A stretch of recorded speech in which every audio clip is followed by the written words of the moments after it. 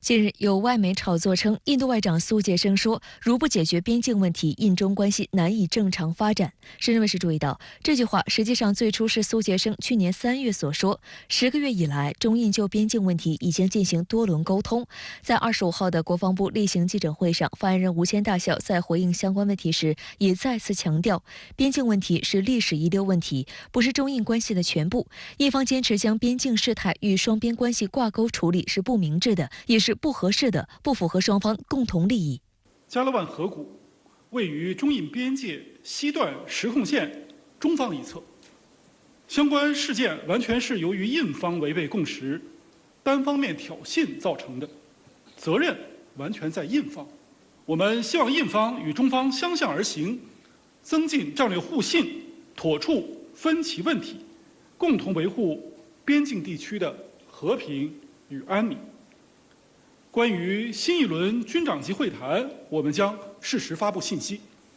针对近期有印度官员宣称，若边境和平可放松对中国投资审查，中国外交部发言人毛宁强调，近年来外界一直质疑印方对中国在印企业采取的歧视性措施和选择性执法背后有其他考量。如果有关报道属实，恰好证明外界的质疑不是空穴来风。毛宁还说，目前中印边境局势总体保持稳定，边境事态的解决进程不应影响两国关系的正常发展。值得注意的是，印度近日就中国一艘科考船向阳红03向马尔代夫政府施压，将其抹黑为间谍船，要求该国拒绝向阳红03停靠。但面对印度施压，马尔代夫方面表示拒绝，允许中国科考船向阳红03靠泊首都马累补给，并强调欢迎友好国家船只停靠。观察指出，印度方面长期将印度洋视为印度的洋，但实际上印度洋大部分都属于国际公海。中国国际问题研究院亚太研究所所长蓝建学对深圳卫视分析，今年中印关系或可能处于总体低水平运行、局部企稳回暖的状态。从印方的角度来看，近期它传递的这个信号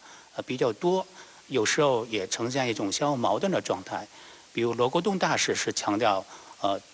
分歧不是中印关系的主流，两国应该寻求这个相互合作之道。当然，印度国内、印度政府在经贸投资、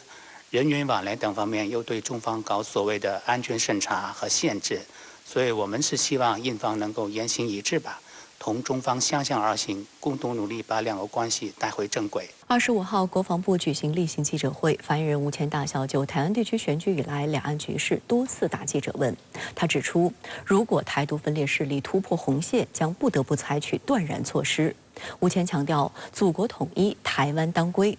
中国人民解放军将以行动说话，始终做捍卫国家主权和领土完整的钢铁长城。吴谦还回应了美舰过航台海的问题。台湾永远不是一个国家，台独永远不可能成事儿，外部势力分裂中国的图谋永远不可能得逞。祖国统一，台湾当归。中国人民解放军将以行动说话，始终做捍卫国家主权和领土完整的钢铁长城。25号下午的国防部例行记者会上，吴谦就关于台湾地区选举的提问回应称，台湾地区选举是中国的地方事务，这次台湾地区2项选举结果显示，民进党并不能代表岛内主流民意。对于美国一家智库发布报告称，未来5年大陆隔离或封锁台湾的可能性大于武力统一，吴谦也进行了回应。我们坚持以最大诚意、尽最大努力争取和平统一的前景。但如果台独分裂势力挑衅、逼迫，甚至突破红线，我们将不得不采取断然措施，坚定捍卫国家主权和领土完整。值得注意的是，24号美海军第7舰队费恩号驱逐舰过航台湾海峡，并公开炒作，还拿所谓航行自由说事。对此，解放军东部战区当天第一时间通过发言人谈话通报称，已组织兵力对美舰过航行动全程跟监警戒，依法依规处置。近期美军频频实施挑衅行径，恶意破坏地区和平稳定，战区部队时刻保持高度戒备，坚决捍卫国家主权安全和地区和平稳定。在25号的国防部记者会上，吴谦也再次就美海军费恩号驱逐舰过航台湾海峡并公开炒作一事作出回应。无论是以台制华也好，还是以美谋独也罢，都将以失败而告终。在今天国防部记者会的现场，台湾问题是毫无疑问的焦点。大陆媒体、岛内媒体、香港媒体都有提问。我们也注意到，吴谦大校在回答时底气十足，非常淡定。他的回答有层次、有逻辑、有自信。他不仅是亮明态度，而是第一摆事实，列举台湾问题的法律文件和国际共识。那么第二呢，讲道理，充分论述当前的国际格局，点破美方干涉的居心。第三，亮态度，解放军继续组织常态军事行动，这是对待台湾问题的有力举措。条分缕析，层层递进，令人信服的背后，我们可以窥见在台海问题上我军见招拆招的能力和掌握主动权的大局。我想他主要的目的可能有2个吧。第一个就是说帮助民进党当局来，或者是说对台湾民众制造这样一个假象，就是说美国在保护台湾，美国的对台政策没有发生变化，这是他的一个目的。第二个，其实我觉得也是有意来试探这个中国大陆方面的这个底线，这是一种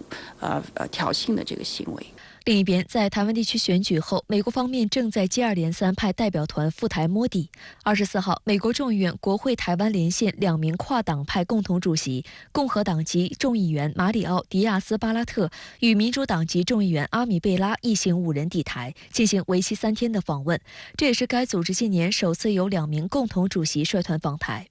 贝拉办公室表示，这次除了与民进党当局官员会面，还将接触台湾地区商界人士，以及探索进一步加强与台湾的经济和防务关系的机会。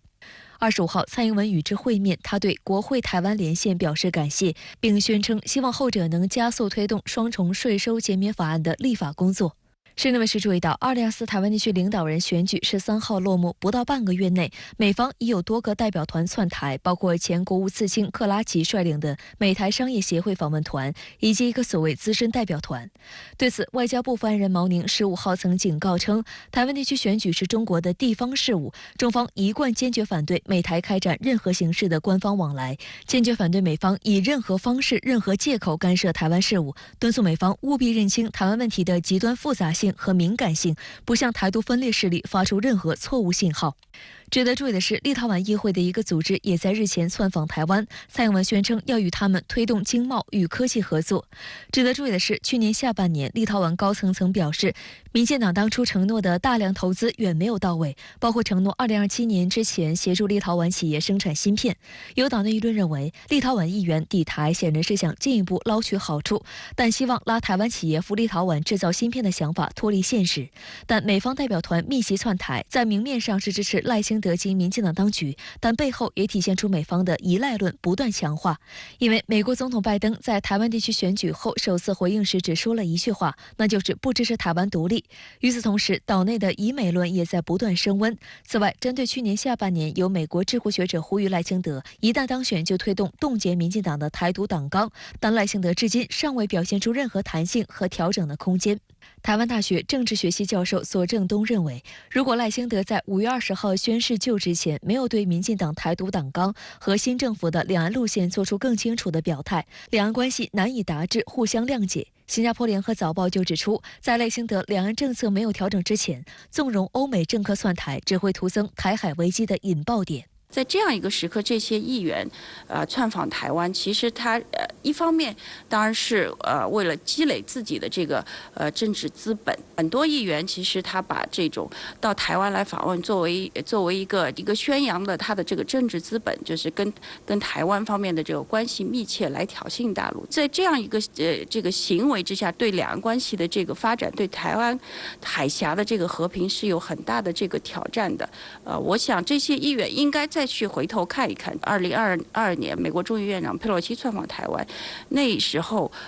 大陆的反应是怎么样的，应该要有一个最基本的这样一个判断不要这个误判了这个大陆方面的这个决心。近日，美国《纽约时报》援引台湾地区选前的一份民调称，不少岛内民众对美国的信心直线下降。对于台湾面临危机时，美国是否为值得信赖的伙伴，仅有30%受访者表示赞同，甚至不少网友直言，如果将台湾比作乘客，那么美国就是阴晴不定的司机，随时会弃车而走。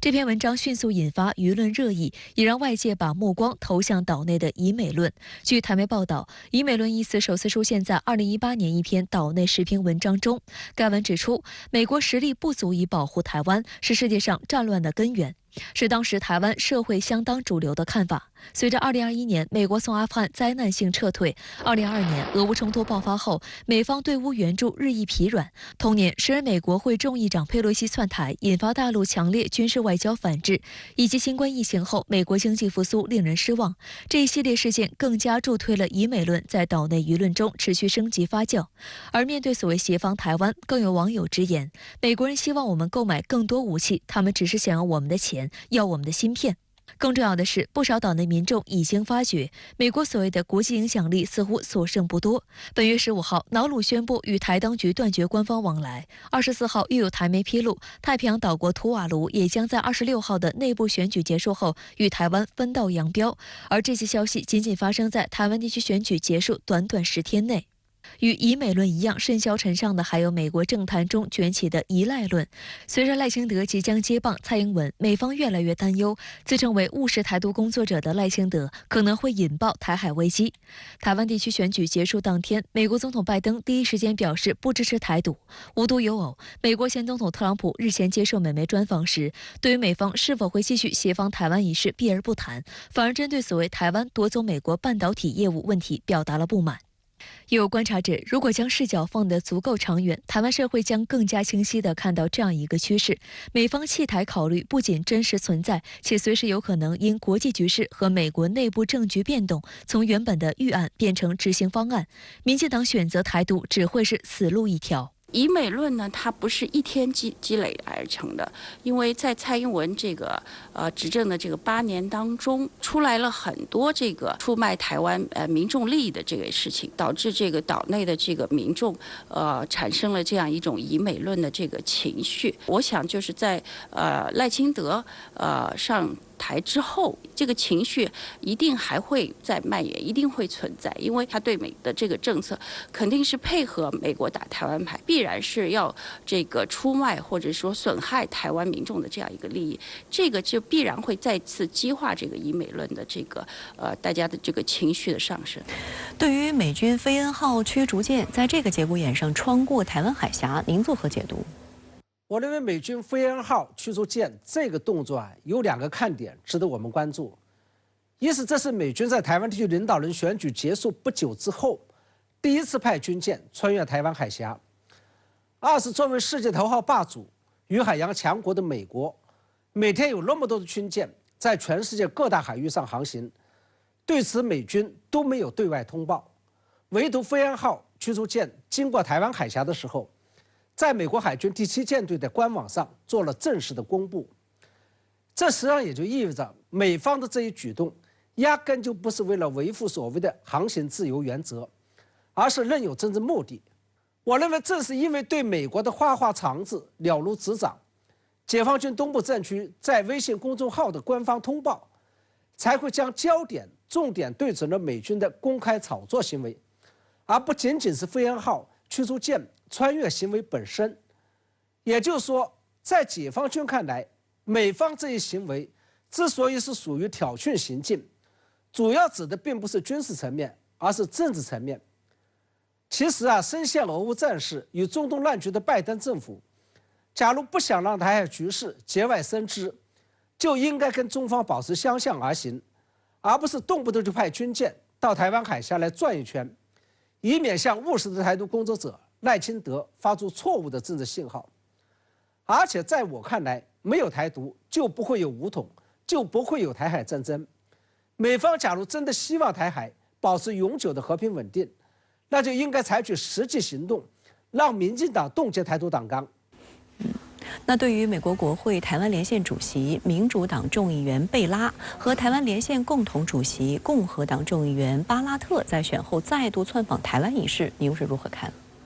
其实从台湾地区领导人选举结束之后到赖清德520就职期间，除了美国国会中的台湾连线成员之外，包括众议院美国与中国战略竞争特别委员会主席盖拉格在内的一大批挺台鹰派议员都将会到台湾一游。甚至是掀起一波前往台湾打卡的高潮。这背后的原因之一，就是因为美国即将举行总统大选与国会议员改选，在这个时候，谁在支持台湾问题上叫嚣的最凶，谁就能够引起媒体更多的关注。值得注意的是，美国国会挺台派议员的这个行为，有可能产生2大不良后果。其一是，对于台当局，尤其是对于赖清德来讲，肯定会将其看成是对台独的支持。这样一种做法，不仅会给务实台独工作者赖清德发出错误的政治信号，而且会跟拜登政府不支持台湾独立的表态背道而驰，尤其是会对冲掉拜登政府为了让民进党冻结台独党纲而做出的努力。其二是，台当局，尤其是赖清德本人，借助这些挺台鹰派议员来为台独壮胆，有可能会导致玩火自焚，因为他们最终控制不了这些挺台鹰派议员的言行，就像蔡英文当局最终控制不了美国前众议院议长佩洛西的登岛行为一样。而中国大陆已经将反对外部势力干涉列为了反独的首要任务，这就是在佩洛西登岛之后，大陆会举行围台军演的重要原因。因此，美国国会中的挺台派议员与台当局相互利用、相互玩火的行为，极有可能会成为接下来台海局势当中最大的风险隐患。那么这也就意味着，对于急于稳定台海局势的拜登政府来讲，他们不仅要对务实台独工作者赖清德进行严加管束，同时还要约束好自己的国会议员，尤其是那些唯恐天下不乱的共和党籍议员。